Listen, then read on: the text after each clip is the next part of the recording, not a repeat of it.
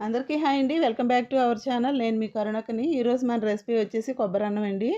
కొబ్బరన్నాన్ని చాలా సింపుల్‌గా ప్రిపేర్ చేసుకోవచ్చు కదండీ. అన్నీ ఇంట్లో ఉండేయే. మనకి ఎప్పుడన్నా పూజలు చేసినప్పుడు ఇలాగ కొబ్బరికాయ అన్నది మిగిలిపోతూ ఉంటది కదా! ఎప్పుడన్నా కాయ కొట్టినప్పుడు గానీ, వంటలకి మనం ఒక్కోసారి కొబ్బరికాయ కొట్టినప్పుడు మిగిలిపోతూ ఉంటది కదా! అలాంటప్పుడు ఇలాగైతే ప్రిపేర్ చేయండి. మనకి ఎప్పుడన్నా వంటలు చేయడానికి విసుగ్గా ఉన్నప్పుడు ఇలా కొబ్బరన్నం గనక ప్రిపేర్ చేసుకుంటేను మనకింక కర్రీస్‌తో పనుండదనమాట. అంత బావుంటది ఈ రెసిపీ అయితేను. ఉట్టిగానే తినేయొచ్చు. పిల్లలకి లంచ్ బాక్సులు కూడా చక్కగా కట్టి పంపియొచ్చు. మనం తింటాకనే కాదండి, దేవుడికి కూడా చక్కగా నైవేద్యంగా కూడా పెట్టుకోవచ్చండి ఈ రెసిపీనైతేను. చాలా సింపుల్‌గా ప్రిపేర్ చేసుకునే ఈ రెసిపీలోకెళ్ళే ముందు నా ఛానల్‌ని ఇంకా ఎవరైనా సబ్స్క్రైబ్ చేసుకోకపోతే సబ్స్క్రైబ్ చేసుకోండి. ప్లీజ్ లైక్ చేయండి, షేర్ చేయండి. కామెంట్ పెట్టండి. లైక్ ఇవ్వటం మట్టుకు మర్చిపోమాకండి. ప్లీజ్ మరి రెసిపీలోకైతే వెళ్ళిపోదామండి. ముందుగా నేను బియ్యాన్నయితే కడిగేసి స్టవ్ మీద పెట్టుకొని కొంచెం పలుగ్గా అయితే వార్చుకున్నానండి రైస్‌ని. మగ్గిన తర్వాత ఓ ప్లేట్‌లోకైతే తీసేసుకొని ఆరబెట్టుకుందాం. మనం పులిహోరకి గనక రైస్ ఎలా వండుకుంటామో అదే విధంగా వండేసేసి ఆరబెట్టుకోవాలండి. ఏ రైస్‌తో చేసుకున్నా పర్లేదండి. బాస్మతి రైస్ అయినా బానే ఉంటుంది. నార్మల్ రైస్ అయినా బానే ఉంటది. నేనైతే ఒక కొబ్బరికాయ అయితే తీసుకున్నానండి. మొత్తం అయితే ఎయలేదు. ఈ కొబ్బరన్నది మనం తీసుకునే రైస్‌ని బట్టి క్వాంటిటీ అన్నది ఉంటదండి. మనం ఎక్కువ రైస్ తీసుకుంటే కొంచెం ఎక్కువగా పట్టిద్దనమాట. ఇప్పుడు కొబ్బరికాయని మొత్తం మనం ఇలాగ తురుముకోవాలండి. పెద్ద హోల్స్ ఉన్న తురుముతోనైతే తురుముకోవాలి. పోపయితే పెట్టేసుకుందామండి. ఇప్పుడు స్టవ్ వెలిగించుకొని పాన్ పెట్టి కొద్దిగా అంటే కొద్దిగా ఆయిల్ ఎయండి. రెసిపీకి ఆయిల్ ఎక్కువగా ఉంటే బాగోదు. శనగగుళ్ళు కొద్దిగా, పచ్చెనగపప్పు, పొట్టు మినపప్పు, జీలకర్ర, ఆవాలు, కొద్దిగా మిరియాలేసానండి. మిరియాలేసింది క్లిప్ అయితే మిస్ అయింది. మీకు గనక నచ్చితే ఒక 2 లవంగాలు, చిన్న చెక్క ముక్క ఏసుకున్న ఫ్లేవర్ బావుంటుందండి. నేనైతే ఎయలేదు. ఇప్పుడు ఇందులో 4 ఎండుమిర్చి, 4 పచ్చిమిరపకాయలైతే మధ్యగా కట్ చేసుకొని ఎసానండి.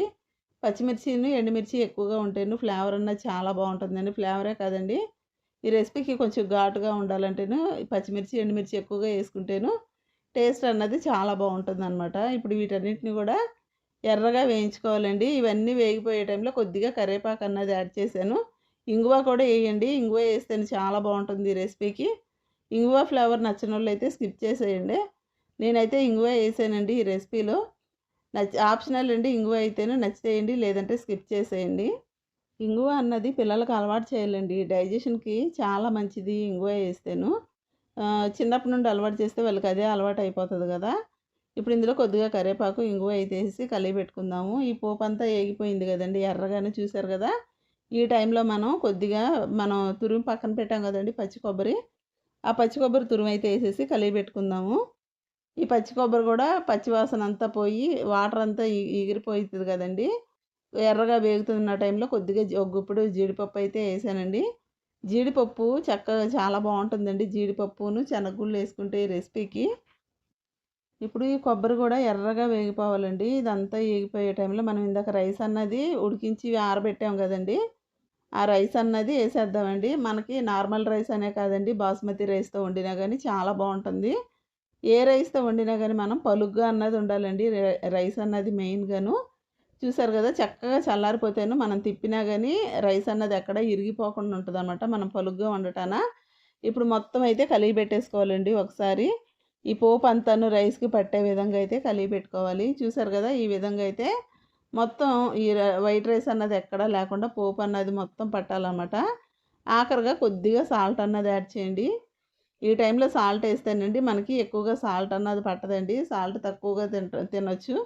ముందే ఏసేస్తేనే పీల్చేసుకొని సాల్టు తగ్గినట్టు అనిపిచ్చిద్ది. ఆఖరిగా ఏసుకుంటేను మనం కొద్దిగా సాల్టే తీసుకోవచ్చు చక్కగా మన బాడీకి సరిపోయినంతే. చూసారు గదా! ఇంక అంతేనండి. చాలా సింపుల్‌గా ప్రిపేర్ చేసుకునే కొబ్బరి రైస్ అయితేను రెడీ అయిపోయిందండి. చాలా సింపుల్‌గా అయితే ప్రిపేర్ చేయొచ్చండి. టేస్ట్ కూడా చాలా చాలా బావుంటుందండి. చక్కగా మనం తినటానికనే కాకపోయినా పండగలప్పుడు దేవుడికి నైవేద్యంగా కూడా పెట్టుకోవచ్చు గదండీ! మరి ఇంకెందుకండి, నచ్చిందా అండి? నచ్చితే గనక మీరు గూడా ఒకసారి ట్రై చేయండి. ట్రై చేసి ఎలా వచ్చిందో నాకో చిన్న కామెంట్ అయితే పెట్టండి. లైక్ ఇవ్వండి. లైక్ ఇవ్వటం మట్టుకు మర్చిపోమాకండి ప్లీజ్. కొత్తగా నా ఛానల్‌ని ఎవరైనా చూస్తూ ఉంటేను please subscribe my channel. Thanks for watching.